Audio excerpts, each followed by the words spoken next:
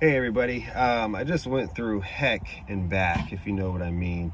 Let me give you the backstory. I'm working on my skid steer. I'm underneath the cab right now, and don't worry, I do have it secured. And so every single time my skid steer would shut down at a half a tank. I originally thought that I had a dirty fuel filter, so I replaced that, and it still shuts down at a half a tank. Then I got to thinking a little bit more about it. I said, well, what could it be? It can't be something too serious because the skid steer runs pretty darn good. It's a 2016 T550 track machine. It's got 1,500 hours on it. So it shouldn't be shutting down at a half a tank. So I replaced the fuel filter in it, and it still shuts down.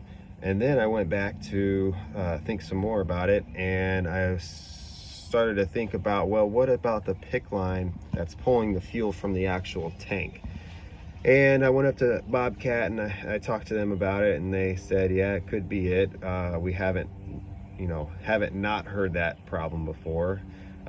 Coincidentally, it's quite common.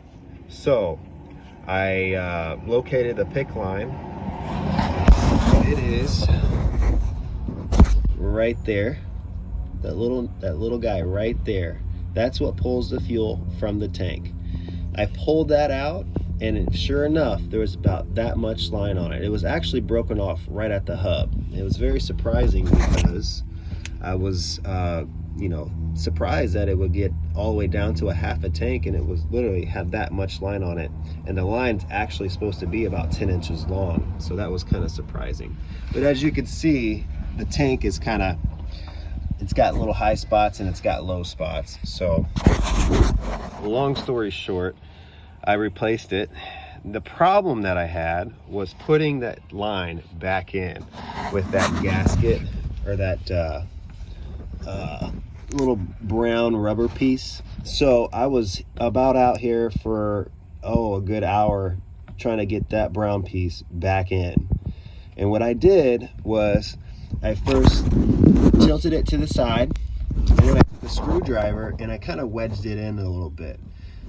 That's why I wanted to share this video, because this is a common problem according to Bobcat. And if you guys are doing it yourself, make sure you have a flathead screwdriver. Whenever you put it in tilted, and then take that flathead screwdriver and kind of wedge it in little by little.